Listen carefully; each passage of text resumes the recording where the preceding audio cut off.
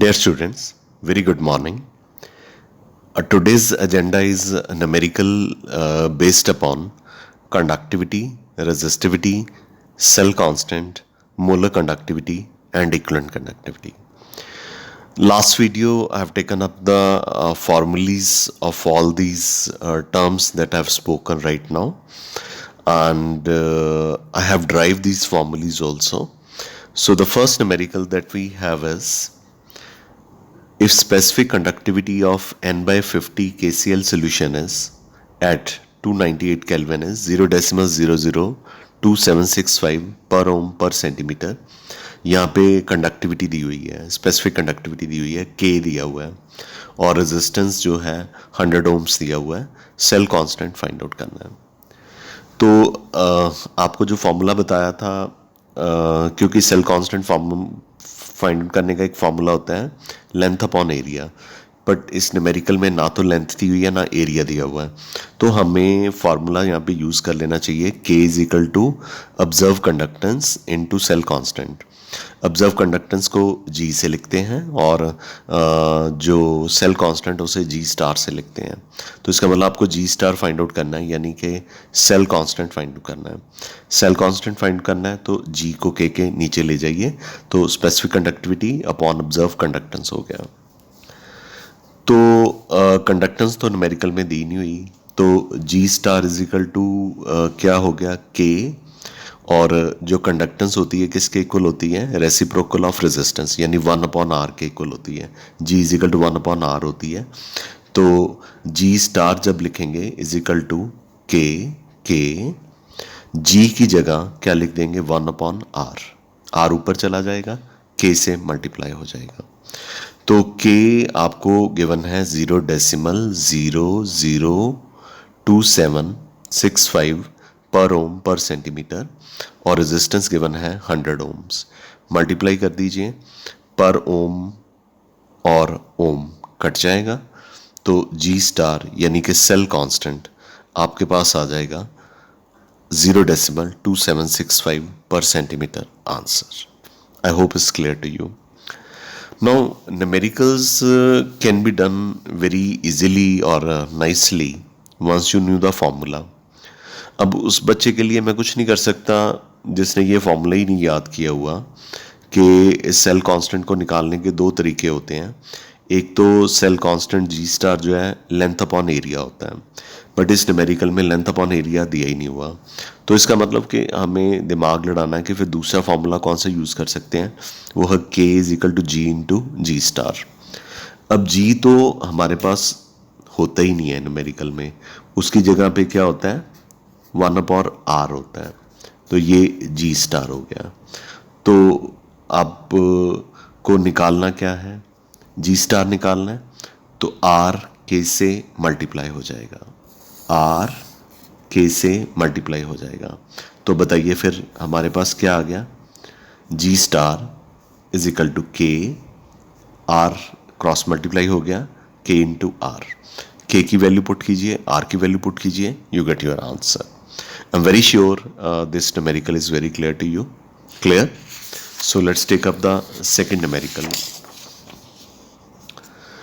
इसमें कहा गया कि आपके पास 0.5 नॉर्मल सोल्यूशन है सॉल्ट की, इसको दो प्लैटिनम इलेक्ट्रोड के बीच में रखा गया है. लेंथ 2 सेंटीमीटर दी गई है और area of cross section 4 square centimetre दिया गया. रेजिस्टेंस भी 25 ओम दिया गया. इक्विवेलेंट कंडक्टिविटी निकालनी है. तो इक्विवेलेंट कंडक्टिविटी निकालने का फॉर्मूला है K into 1000 upon normality. Normality given है पर K नहीं गिवन, तो K को निकालने का फॉर्मूला क्या है, K G into G star है. ठीक है, तो G तो हमें गिवन नहीं होता, क्या गिवन होता है, R गिवन होता है. तो G किसके इक्वल होता है वैसे 1/r के, तो ये मैंने G की जगह यहाँ पे 1/r पुट कर दिया. इसके नीचे मैंने 1/r पुट कर दिया into cell constant G star length upon area. तो 1/r रेजिस्टेंस हमें न्यूमेरिकल में 25 ओम्स गिवन है, ये मैंने 1/25 ओम्स कर दिया इनटू लेंथ हमें 2 सेंटीमीटर गिवन है, area of cross section 4 square centimetre given है. तो जो कटिंग बनती है वो कीजिए, सेंटीमीटर के साथ स्क्वायर सेंटीमीटर को काटिए, ओम सेंटीमीटर नीचे आ जाएगा, ऊपर जाके क्या हो जाएगा, इन्वर्स हो जाएगा, पर ओम पर सेंटीमीटर। ठीक है, तो इसकी कटिंग करेंगे तो आपके पास जो के है 0.02 पर ओम पर सेंटीमीटर आ जाएगा। अब न्यूमेरिकल में निकालने के लिए क्या बोला है, इक्विवेलेंट कंडक्टिविटी ऑफ सॉल्यूशन। तो इक्विवेलेंट कंडक्टिविटी जो है के इंटू 1000 अपॉन नॉर्मेलिटी है। के हमने निकाल लिया 0.02 पर ओम पर सेंटीमीटर इंटू 1000, ये क्यूबिक सेंटीमीटर में है। नॉर्मेलिटी हमें गिवन है 0.5 नॉर्मल, हम इसे 0.5 ग्राम इक्विवेलेंट लिखते हैं। ठीक है, कटिंग कीजिए तो ये आ जाएगा 40 पर ओम जो है वो पर ओम ही रहेगा। क्यूबिक सेंटीमीटर में से पर सेंटीमीटर को माइनस कीजिएगा, स्क्वायर सेंटीमीटर हो गया, ग्राम इक्विवेलेंट ऊपर जाएगा तो क्या हो जाएगा, पर ग्राम इक्विवेलेंट हो जाएगा। ये आपका आंसर आ जाएगा। ठीक है, तो वैरायटी प्रोड्यूस करने की कोशिश की है न्यूमेरिकल्स में, ताकि आप न्यूमेरिकल्स को इजीली कर सकें। ठीक है, सेकंड न्यूमेरिकल आपको क्लियर है। Now come to the third numerical. Third numerical में उन्होंने तीन पार्ट्स निकालने के लिए बोले हैं, और इसमें उन्होंने रेजिस्टिविटी निकालने के लिए बोला है, यानी रो, कंडक्टिविटी यानी के, एंड मोलर कंडक्टिविटी यानी लैम्डा एम। और गिवन क्या है, चलो ये भी देख लेते हैं। मोलरिटी गिवन है तो मोलर कंडक्टिविटी में काम आएगी। डायामीटर गिवन है 1 सेंटीमीटर, इसको डायामीटर सॉल्यूशन का गिवन है तो रेडियस में कन्वर्ट करने की ज़रूरत पड़ेगी। डायामीटर अगर 1 सेंटीमीटर है तो रेडियस उसका हाफ ही होता है, तो हाफ सेंटीमीटर हो गया। चलो रेडियस निकल गया। लेंथ हमें गिवन है, और ये हमें रेजिस्टेंस गिवन है, ओम लगा हुआ है तो ये आर हो गया। रेजिस्टिविटी निकालनी है, कंडक्टिविटी निकालनी है, मोलर कंडक्टिविटी निकालनी है। तो रेजिस्टिविटी निकालने का फॉर्मूला है R multiply by A upon L. तो रेजिस्टेंस तो हमें गिवन ही है 5.55 इंटू 10⁻³ पुट कर दी। एरिया बाद में बात करते हैं। लेंथ हमें गिवन है 50, वो नीचे पुट कर दी। अब एरिया, यहाँ पे एरिया हमें निकालना पड़ेगा, क्योंकि हमें ना सिर्फ डायमीटर गिवन है सॉल्यूशन का, तो पहले हमने उसको रेडियस में कन्वर्ट कर लिया। तो जो सॉल्यूशन है कॉलम में है, यहाँ पे बताया गया, तो कॉलम का रेडियस निकालने का फॉर्मूला आप फिजिक्स में पढ़ते हो पाई आर स्क्वायर, या मैथ्स में पढ़ते हो किसके इक्वल होता है, पाई आर स्क्वायर। तो पाई की वैल्यू पुट कीजिए, आर आपके पास हाफ सेंटीमीटर था, उसका स्क्वायर कर दिया तो ये आ गया 0.785 स्क्वायर सेंटीमीटर। आपके पास अब एरिया भी आ गया। तो resistivity is equal to R into A upon L. आर न्यूमेरिकल की स्टेटमेंट में गिवन है 5.55 इंटू 10⁻³ ओम्स। एरिया हमने निकाल लिया 0.785 स्क्वायर सेंटीमीटर। लेंथ हमें गिवन है 50 सेंटीमीटर। ठीक है, तो सारे यूनिट्स जो कटते हैं काट दीजिए, कटिंग कीजिए तो रेजिस्टिविटी आ जाएगी 87.13 ओम सेंटीमीटर। ये आपकी रेजिस्टिविटी निकल गई। ये एनसीईआरटी का न्यूमेरिकल है। नंबर 2 पे हमें कंडक्टिविटी निकालनी है, यानी K is equal to reciprocal of resistivity 1/87.13 ohm centimetre. क्योंकि आपने रेजिस्टिविटी निकाली है 87.13, ये निकाल लिया। सॉल्व कीजिए, ये आ जाएगा 0.1148 ओम सेंटीमीटर, ऊपर चला जाएगा, पर ओम पर सेंटीमीटर हो गया। अब हमें मोलर कंडक्टिविटी निकालनी है, जो कि नंबर 3 है। मोलर कंडक्टिविटी जो है के इंटू 1000 अपॉन मोलरिटी है। तो के तो हम निकाल के आए हैं, पुट कर दीजिए, 1000 लिखेंगे। मोलरिटी हमें गिवन है 0.05, पुट कर दीजिए, तो यू गेट मोलर कंडक्टिविटी। इस तरह से आपने एक न्यूमेरिकल में 3 पार्ट्स जो हैं वो कैलकुलेट किए हैं। ठीक है, क्लियर है? रेजिस्टिविटी निकाल ली है। सिर्फ एक ही ट्विस्ट था मेरे ख्याल से इसमें, कि एरिया ऑफ क्रॉस सेक्शन नहीं गिवन था, सॉल्यूशन का डायमीटर गिवन था और सॉल्यूशन एक कॉलम के अंदर थी। उन्होंने बताया हुआ है, ये लिखा हुआ है कॉलम, तो इसका मतलब डायमीटर का हाफ कर देंगे तो रेडियस निकल आएगा। तो कॉलम का एरिया जो है पाई आर स्क्वायर होता है। अब जिस बच्चे को ये भी नहीं पता होगा कि कॉलम का area of cross section pi R square होता है, उसके लिए थोड़ी सी प्रॉब्लम आ सकती है, लेकिन हमने आपको बता दिया। अगर आपको नहीं पता तो अब आपको पता चल गया। वैसे आप मैथ्स में, फिजिक्स में करते हो, लेकिन अगर नहीं करते तो मैं अब आपको बता रहा हूँ। तो area of cross section of column जो है पाई आर स्क्वायर है। पाई की वैल्यू पुट कीजिए, आर की वैल्यू पुट कीजिए, पाई आर स्क्वायर कर दीजिए, तो आपके पास एरिया ऑफ क्रॉस सेक्शन आ जाएगा। तो एरिया ऑफ क्रॉस सेक्शन को यहाँ पे पुट कीजिए, लेंथ आपको न्यूमेरिकल में गिवन है और रेजिस्टेंस भी गिवन है, तो रेजिस्टिविटी निकल आएगी। तो कंडक्टिविटी निकालना बहुत ही आसान है, ये 1 रेजिस्टिविटी होता है, ये निकल आएगा। तो मोलर कंडक्टिविटी निकालना और भी आसान है, के आपने निकाल लिया है, यहाँ पे पुट कर दीजिए। मोलरिटी आपको गिवन है 1000, हमने लिखना ही है फॉर्मूले में, तो आपका ये थर्ड पार्ट जो है मोलर कंडक्टिविटी जो है वो निकल जाएगा। I am sure this is clear to you. Clear? Clear है तो हम आगे चलते हैं फोर्थ न्यूमेरिकल पे।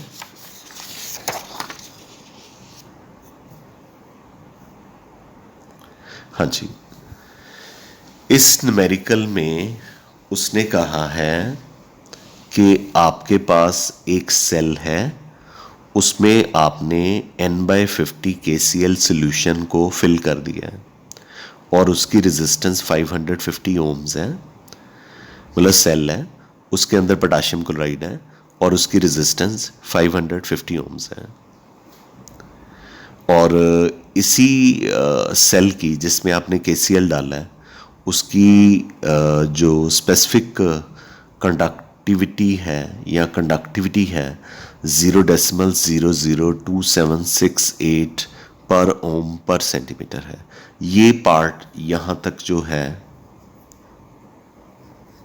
KCl के लिए है, ठीक है।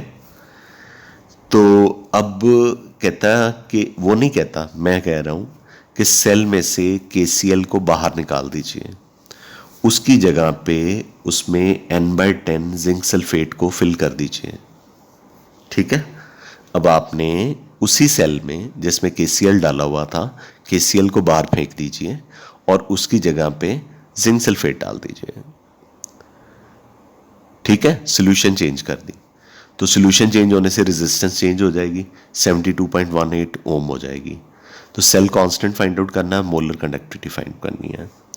देखिए सेल कांस्टेंट तो हम KCl वाले पार्ट से ही निकाल सकते हैं और उसी सेल कांस्टेंट को जिंक सल्फेट वाले पार्ट में यूज़ कर सकते हैं, क्योंकि सेल के अंदर जो इलेक्ट्रॉन है उनके बीच में जो डिस्टेंस है वो सेम रहेगा, उनका एरिया ऑफ क्रॉस सेक्शन जो है सेम रहेगा, सिर्फ सोल्यूशन चेंज हुई है जिससे रेजिस्टेंस चेंज हुआ है। तो KCl वाला पार्ट जो है उसे केस 1 मान के आप उससे सेल कांस्टेंट निकाल लीजिए। तो कैसे? हमें गिवन है रेजिस्टेंस 550 ओम, हमें गिवन है कंडक्टिविटी 0.00278 और ये किसके लिए गिवन है? n/50 KCl के लिए। तो सेल कांस्टेंट निकालना है, K = G × G star. G star क्या होता है बताया था? Cell constant. तो सेल कांस्टेंट निकालना है, G को K के नीचे ले जाइए, K/G। G तो हमें न्यूमेरिकल में देते नहीं, R देते हैं, तो G किसके इक्वल होता है? 1/R के। तो R ऊपर चला गया तो क्या हो गया? K × R। तो G star = K × R and G is what? Cell constant. K की वैल्यू गिवन है, R की वैल्यू गिवन है। तो मेक इट अ पॉइंट कि आप KCl की ही सारी वैल्यूज यूज करेंगे। आपने यहाँ से सेल कांस्टेंट निकाल लिया 1.5224 पर सेंटीमीटर। तो बच्चे यहाँ तक आपका न्यूमेरिकल का एक हिस्सा जो है वो निकल गया, सेल कांस्टेंट।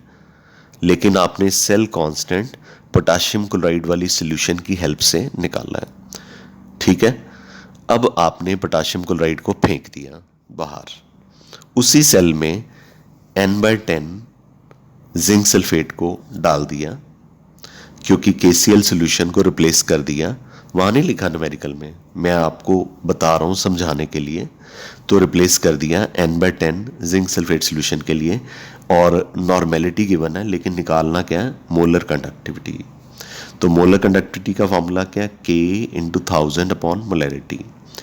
तो देखिए जी, ऐसा है K भी हमें नहीं गिवन, K भी हमें नहीं गिवन।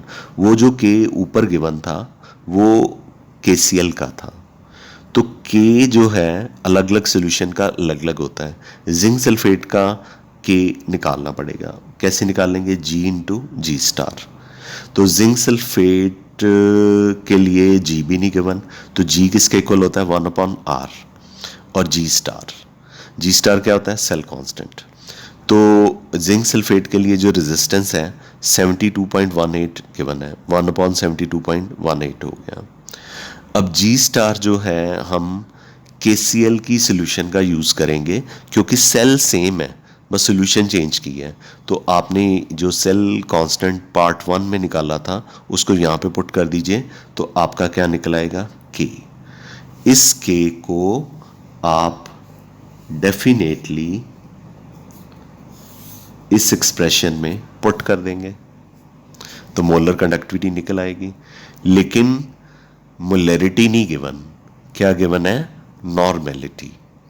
तो मैंने आपको फॉर्मूलीज में क्या बताया था कि अगर नॉर्मेलिटी को मोलरिटी में कन्वर्ट करना हो तो क्या करना चाहिए, normality is equal to molarity into valence factor.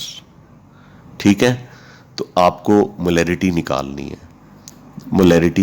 है। तो ये normality upon valence factor. Normality कितनी गिवन है, N/10 यानी 1/10, और वैलेंस फैक्टर, वैलेंसी जिंक की कितनी होती है, 2। तो मोलरिटी कितनी होगी, 1/20। तो ये 1/20 आपने यहाँ पे पुट कर देना है। अब आप आ जाइए यहाँ पे, molar conductivity is equal to K कितना निकला है, 0.02109 यहाँ पुट कर दिया, इनटू 1000 अपॉन मोलरिटी 1/20। ये निकाला ना 1/20, वैसे मैंने यहाँ पे भी निकाला हुआ है। ये मैं इसको रेड कर देता हूँ, रेड कॉलम में। यहाँ पे भी मैंने जो इसकी जिंक सल्फेट की नॉर्मेलिटी है उसको मोलरिटी में कन्वर्ट किया है। तो मोलरिटी यहाँ पे पुट कीजिए तो आपकी मोलर कंडक्टिविटी जो है वो निकल आएगी। इसका मतलब ये हुआ कि अगर मोलर कंडक्टिविटी का न्यूमेरिकल है तो मोलरिटी पुट करनी है, अगर बाई चांस इक्विवेलेंट कंडक्टिविटी का न्यूमेरिकल है तो नॉर्मेलिटी पुट करनी है। और अगर उल्टा पुल्टा दिया है कि आपको मोलर कंडक्टिविटी निकालनी है और न्यूमेरिकल में नॉर्मेलिटी दे दी है, तो नॉर्मेलिटी को मोलरिटी में कन्वर्ट करना है इस फॉर्मूले से। और अगर आपको इक्विवेलेंट कंडक्टिविटी निकालनी है और आपको मोलरिटी दे दी है, तो मोलरिटी को वैलेंस फैक्टर से मल्टीप्लाई करके उसको किस में कन्वर्ट कर दीजिए, नॉर्मेलिटी में। इस तरह से आपने इक्विवेलेंट कंडक्टिविटी में नॉर्मेलिटी पुट करनी है और मोलर कंडक्टिविटी में आपने मोलरिटी पुट करनी है। अब आपने अनसॉल्व्ड एक्सरसाइज जो है इसकी सॉल्व करनी है। वैसे मैंने जो सबसे टिपिकल न्यूमेरिकल अनसॉल्व्ड एक्सरसाइज का था, बाकी सारे वो मी-टू न्यूमेरिकल्स हैं। मी-टू न्यूमेरिकल्स मतलब सिंपल न्यूमेरिकल्स हैं। बस 2 न्यूमेरिकल हैं जो एग्जैक्टली ऐसे हैं, एग्जैक्टली कि पहले सेल के अंदर एक सोल्यूशन A डाली, ठीक है, और उसको चेंज करके उसमें सोल्यूशन B डाल दी। तो सोल्यूशन A का जो सेल कांस्टेंट है वो सोल्यूशन B वाले में यूज़ करके आपको मोलर या नॉर्मल इक्विवेलेंट कंडक्टिविटी निकालनी होगी। मतलब इसी तरह के 2 न्यूमेरिकल, एक तो यही है अनसॉल्व्ड एक्सरसाइज में से जो लिया मैंने, और एक न्यूमेरिकल और आएगा बिल्कुल इसके जैसा, तो वो आपने एग्जैक्टली ऐसे ही करना है। बाकी सारे न्यूमेरिकल जो है वो मीटू हैं, तो जो आपकी रेफरेंस और टेक्स्ट बुक है उसकी हेल्प से आपने इसको कैलकुलेट करना है। Thank you, I am sure कि you have understood the numericals. Have a nice day, good day.